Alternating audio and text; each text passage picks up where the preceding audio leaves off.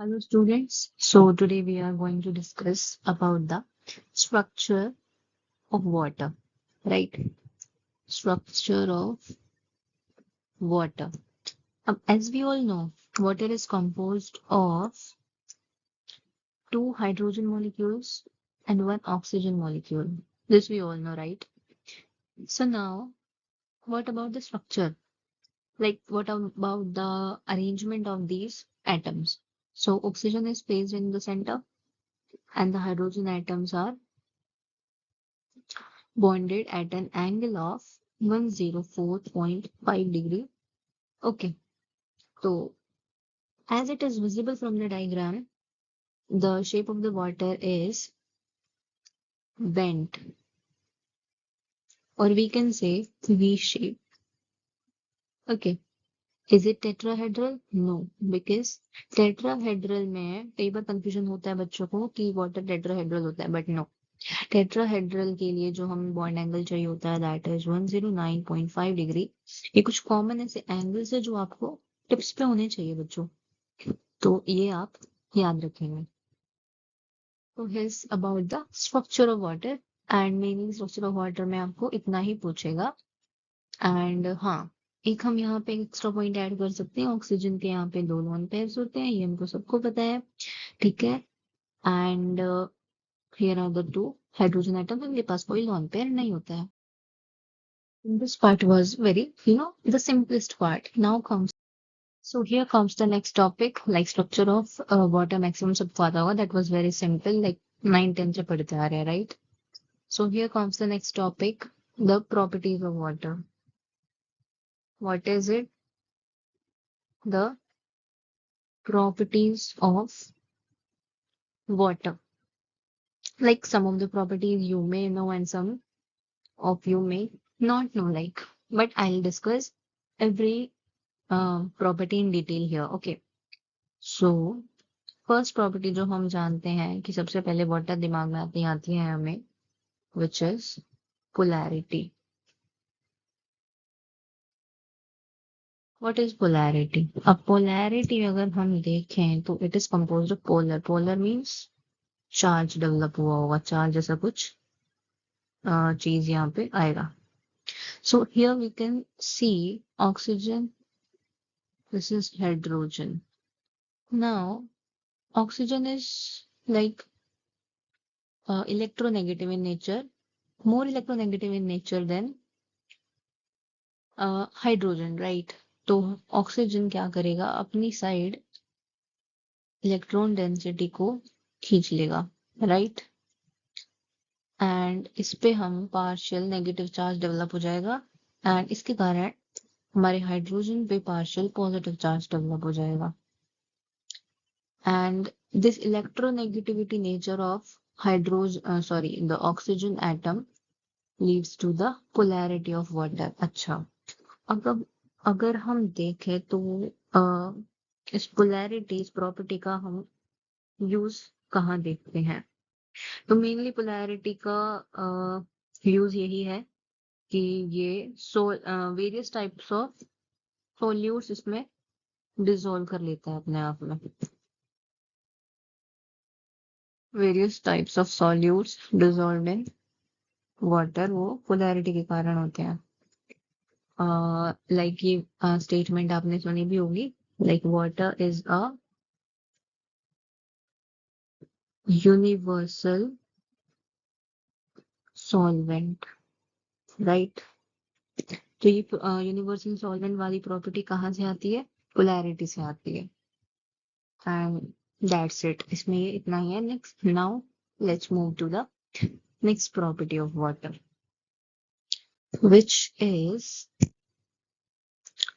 which is hydrogen bonding, right? Hydrogen यहाँ पे present है, बॉन्ड बना रहे हैं, एंड तो वो होगी हाइड्रोजन बॉन्डिंग, राइट? तो हाइड्रोजन बॉन्डिंग में क्या है ना कि अगेन हमें यहाँ पे स्ट्रक्चर बनाना पड़ेगा, लाइक ये हाइड्रोजन है, oxygen, sorry by mistake. So here are oxygen and this is our hydrogen, one another hydrogen. अब यहाँ पे ये हाइड्रोजन बॉन्डिंग है, ये हमें सबको पता है, राइट? हाइड्रोजन बॉन्ड बना रहा है ऑक्सीजन के साथ, this is called as hydrogen bonding. अब यहाँ पे हम देखा जाए तो हाइड्रोजन बॉन्डिंग में हम ये वाली हाइड्रोजन बॉन्डिंग का नाम नहीं ले रहे हैं।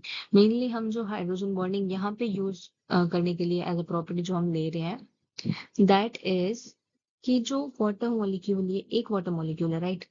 पानी में बहुत सारे ऐसे वाटर मॉलिक्यूल्स होंगे, तो वो आपस में ना एक दूसरे के साथ ऐसे बॉन्डिंग बना लेते हैं। लाइक अब ये बॉन्ड बना लेगा एक ऑक्सीजन के साथ, ये बॉन्ड बना लेगा एक ऑक्सीजन के साथ।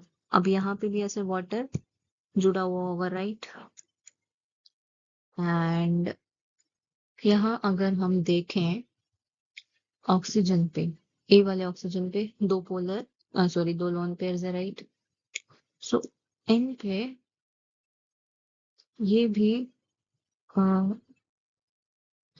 हाइड्रोजन से बॉन्ड बना लेगा, लाइक दिस। तो अगर हम देखें तो हमारा मेन वाटर मॉलिक्यूल क्या था? This one was the our main water molecule. And यहाँ से हमारे एक यहाँ से एक बॉन्ड बना है, एक ये बॉन्ड बना है, एक ये बॉन्ड बना है एंड ये बॉन्ड बना है। तो मैक्सिमम यहाँ पे याद रखने वाली चीज ये है कि maximum number of hydrogen bonds formed by one molecule is 4. 4 is maximum, और like to be more specific अगर हम देखें तो सॉलिड फॉर्म में, अगर वाटर सॉलिड फॉर्म में है, सॉलिड फॉर्म कौन सी? अगर वाटर आइस फॉर्म में है तो वहां पे 4 ही बॉन्ड्स बनेंगे। क्यों? क्योंकि वहां पे फिक्स है ना स्ट्रक्चर, हिल डुल नहीं रहा है, मूवमेंट नहीं हो रहा है मॉलिक्यूल्स का। लेकिन if we talk about the liquid state of water, तो उसमें लाइक 2 2 3 और 2.5 वगैरह ऐसे बनते रहते हैं। क्यों? क्योंकि यहाँ पे ना वाटर मॉलिक्यूल यहाँ पे मूव करते रहते हैं, यहाँ पे वाटर मॉलिक्यूल्स मूव करते रहते हैं, जिसके कारण एग्जैक्ट 4 बॉन्ड्स नहीं हो पाते। लेकिन अगर आइस की बात करें तो यहाँ पे 4 बॉन्ड्स बन जाते हैं, बिकॉज मॉलिक्यूल ज्यादा मूव नहीं करते हैं, राइट? Okay,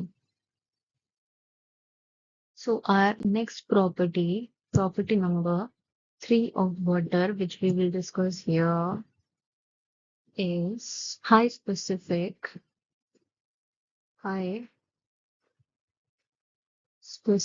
heat capacity. अब ये क्या होता है? नो प्रॉब्लम, नहीं पता होगा, आई टेल। सो इस प्रॉपर्टी में क्या होता है ना कि high specific heat capacity, capacity मतलब कितनी ताकत है, हीट वही कितनी हीट एब्जॉर्ब कर रहा है। तो लाइक स्पेसिफिक हीट अगर हम देखें तो स्पेसिफिक हीट किसको बोलेंगे? स्पेसिफिक हीट की definition would be the heat, or we can say the amount of heat water absorbs, like the 1 gram of water absorbs to increase its temperature by 1 degree Celsius। मतलब 1 gram water को, 1 ग्राम पानी को अपना temperature, मान लो यहाँ पे room temperature 25 पे है, यहाँ पे जितनी हीट लगेगी इस 1 ग्राम वाटर को 26 डिग्री सेल्सियस यहाँ पे होने में, this would be the specific heat, right? Specific heat हमने देख लिया क्या होता है। नाउ अगर हम देखें तो यहाँ पे वाटर के बारे में हम क्या बात कर रहे हैं? वाटर के बारे में हम ये बात कर रहे हैं गाइस कि लाइक वाटर भी बहुत सारी हीट अब्सॉर्ब करेगा जब जाके उसका थोड़ा टेम्परेचर बढ़ेगा। तो यहाँ पे बात हो रही है कि वाटर की ना ये स्पेसिफिक हीट कैपेसिटी ना काफी ज्यादा हाई है, काफी ज्यादा हाई है। मतलब ये कि 1 डिग्री सेल्सियस टेम्परेचर बढ़ाने के लिए काफी ज्यादा हीट एब्जॉर्ब करेगा पानी। अब ये यूजफुल कैसे हमारे लिए, अगर हम इसका यूज देखें तो ये property of water, this is useful for us because like it helps to regulate, it helps to regulate the body temperature and environment temperature, body temperature and climate temperature को मेंटेन करने में help करता है। कैसे? अब ये मान लो हमारे एनवायरमेंट में काफी ज्यादा हीट है, गर्मी का टाइम है मान लो, अगर मॉइस्चर है हमारे आसपास तो वो बहुत सारी हीट को एब्जॉर्ब करके इवेपोरेट होगा ना, तो नीचे का जो बाद में एनवायरमेंट होगा वो ठंडा हो जाएगा, राइट? तो उसे काफी ज्यादा हीट चाहिए होगी, जिससे कि वो हीट एब्जॉर्ब हो जाएगी तो गर्मी कम हो जाएगी। एंड सिमिलरली ये हमारी बॉडी के साथ होता है और क्लाइमेट के साथ होता है। ठीक है, now for today we will wind up here, and some of the properties which are left we'll discuss in the next video. Okay, till then, take care, bye bye, and keep studying.